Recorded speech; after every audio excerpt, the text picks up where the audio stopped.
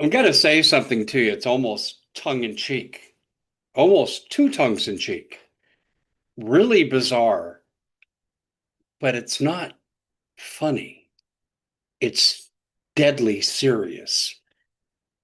Question. With the outbreak of the hantavirus, people are asking, what can the government do to people that get it? It goes way beyond that. We're going to do a two-part segment, and we're going to discuss this in some detail. And I think that honestly, if you aren't aware of this, you could be in trouble and you need to be really, really careful. And we'll talk about that in conclusion.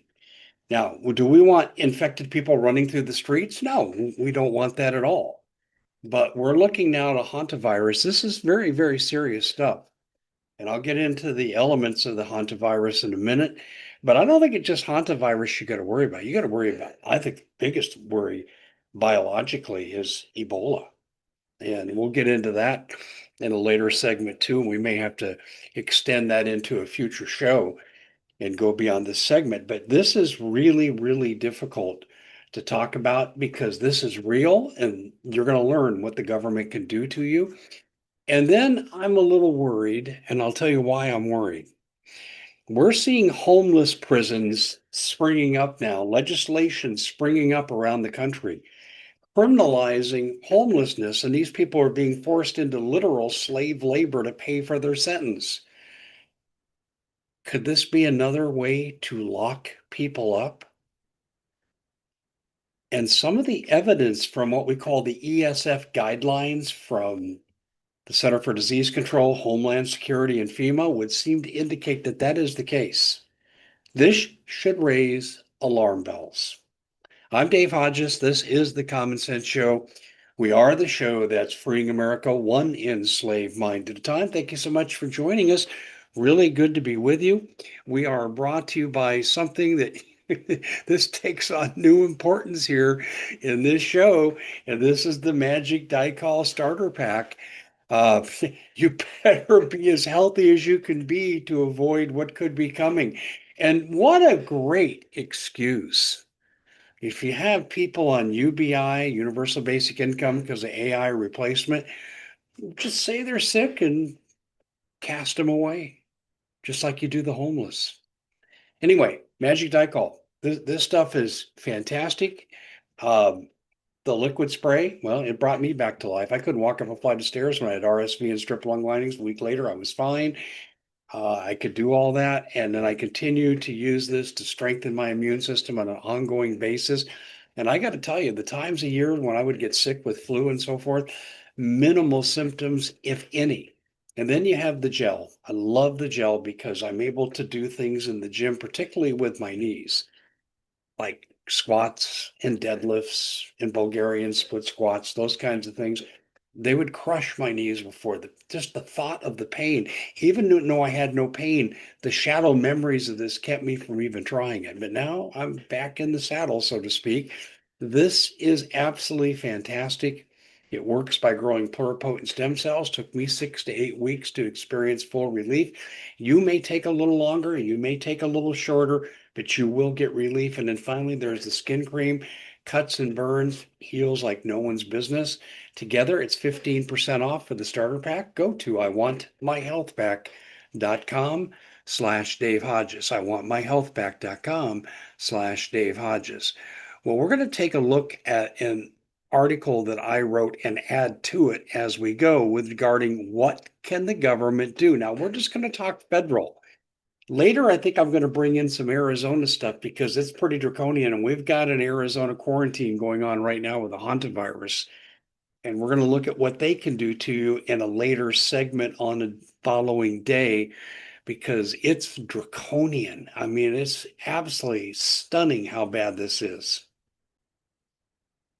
We're going to take excerpts here from what I've written before, and we'll put all this material in its complete form up on the commonsenseshow.com, our website, and you're going to want to check it out for easy reference. But I'm putting it on screen so you can follow and see I'm not out to lunch. And occasionally you'll see numbers. And the numbers will correspond to references I use for coming to my conclusions. Everything here is government data. Everything here is professional observations of government data. There's nothing left to chance. It's not someone's opinion. This is the way that it is. And a lot of people are totally unaware. And I think you need to know so you can choose your best course of action, as we could be entering into a new phase. All right. Now, with the Hanta outbreak in America, I just want to reference something back. I can't play it. I'd love to, because copyright, but the X-Files actually did something on the hantavirus, and I have to chuckle because in the show, Fox Mulder is told the hantavirus outbreak. You know about that, Fox? Oh yeah, and he cited it. He says, no, no, no, no, no, no, no.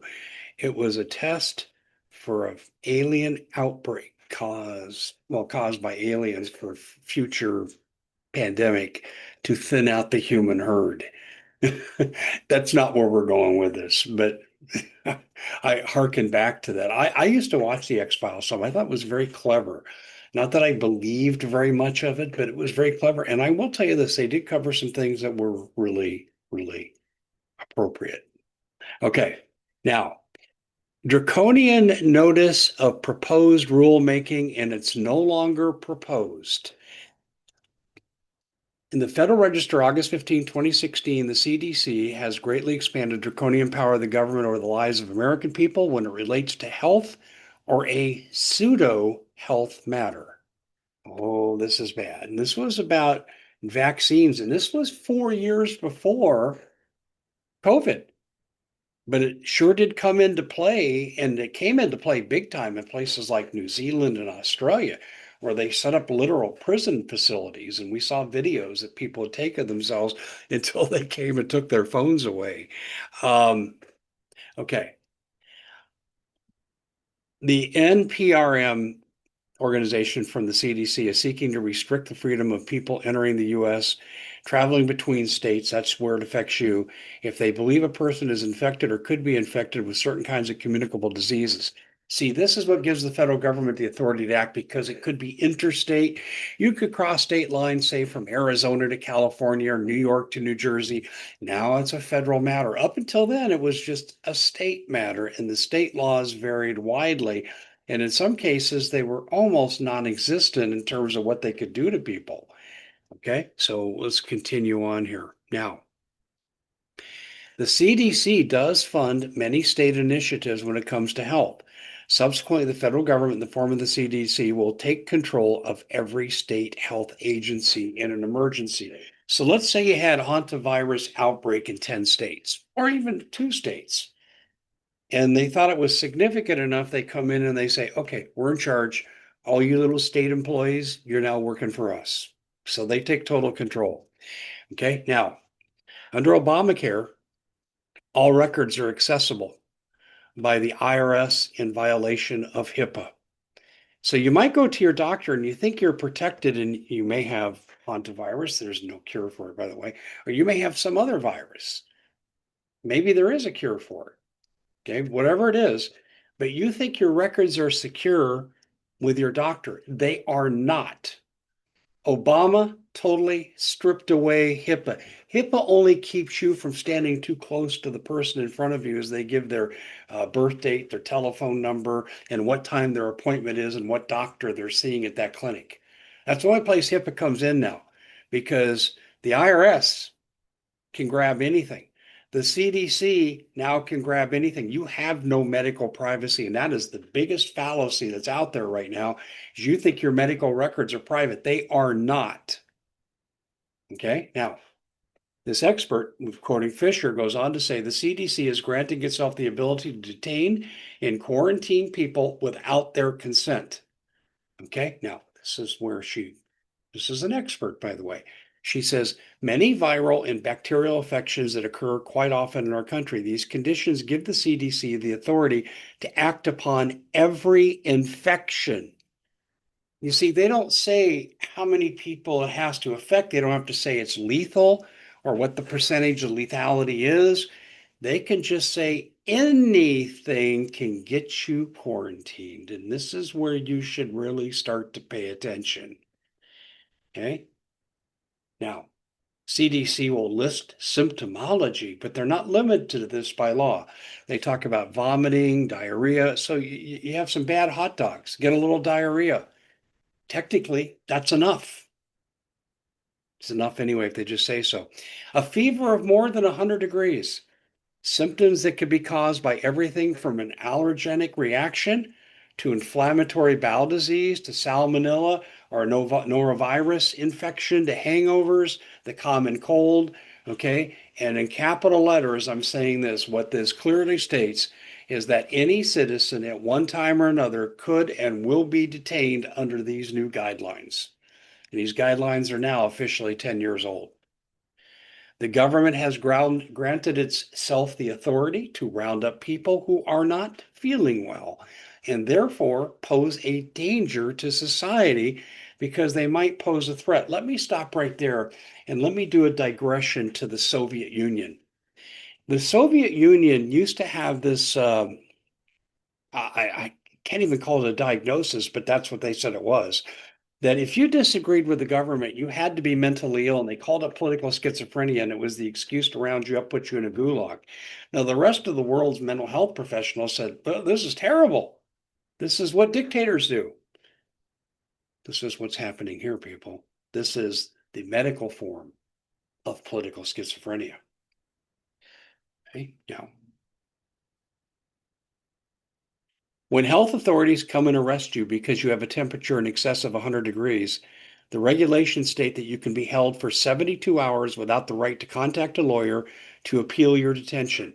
You will also be told you have to sign a contract to the CDC agreeing to submit yourself or your minor children to such public health measures as quarantine, isolation, conditional release, medical examination, hospitalization, forced vaccination, and treatment. According to Fisher, if you refuse to sign the CDC documents, okay, or their designees, they can do with you whatever they want. The individual's consent shall not be considered a prerequisite to any exercise of any authority by the CDC. When you are released from medical detention, you can be electronically tracked and monitored. That's right, just like a prisoner released from jail and they put a tracking device on them. They can do that here. These regulations make a nice addition to the police state surveillance grid. Now, there's more. We're just getting warmed up. If there is more. Amazingly, FEMA camp documents specifically address this health issue straight from the internment and resettlement article. FM stands for Field Manual, FM 3-39.40, 1 through 5. I'll say that again, in case you're only hearing this on audio and you're not seeing this and you can't visually see this on a screen that I'm showing. FM 3-39.40, 1 through 5 states the following. Internment and resettlement may place soldiers in continuous contact with or near insurgents, terrorists, or criminals who will exploit every opportunity to escape and kill or injure U.S. personnel or multinational partners. Okay, so if you're sick, they basically are making you a designee of being a terrorist. I mean, that's effectively what they're saying is so all these draconian regulations can come in. FM 3-39.40, 1 through 5 speaks clear to the fact that this is absolute intent to use foreign military assets to imprison American citizens. I'll say that again. It's in the document, people. This is federal regulation. Speaks clearly to the fact it is their absolute intent to use foreign military assets to imprison American citizens and to detain them in what we have come to call FEMA camps. I'll call it FEMA medical camps, okay? How will these assets be utilized? When an illness strikes, the changes in the handling of the stricken patients have already been planned through a series of legal actions. Most of them are by executive orders. For example, executive order entitled Revised List of Quarantinable Communicable Diseases, amends Executive Order 13295 passed by George W. Bush in April of 2003, and it allows for the apprehension, detention, or conditional release of individuals, and Ebola is specifically mentioned. I will tell you, Ebola is bad. And we probably should do some things on Ebola etiology because 90% of the people that get it are going to die. Obama took this portion of the executive order to a whole new level. He granted his administration the authority to detain in any manner deemed necessary. That's the legal language. I want to say this again. Detain in any manner deemed necessary. There is no cruel and unusual punishment here. This is now creating an exception to that. Any person who demonstrates any degree of respiratory distress is someone who can be detained. You ever had a cold, little bronchitis? Well, that would qualify you. Because this means people with non-infectious asthma could be detained.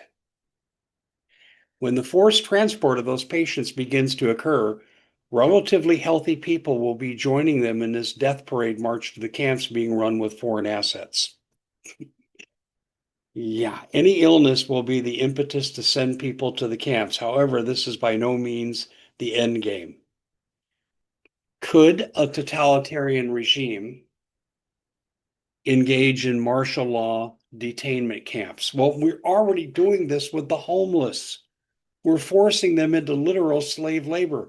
They must work to pay off their debt. By the way, second time you're arrested for homelessness, it's a year plus $2,000 fine. If these people had $2,000, they wouldn't be homeless. So now they got to pay this. And how are they supposed to raise it? Well, we'll help you work it off. So you work for the corporations that get a contract with the prisons. This is corporate slavery, people, and I can't stress to you how bad this is, and this is in America. Of course, there is the NDAA.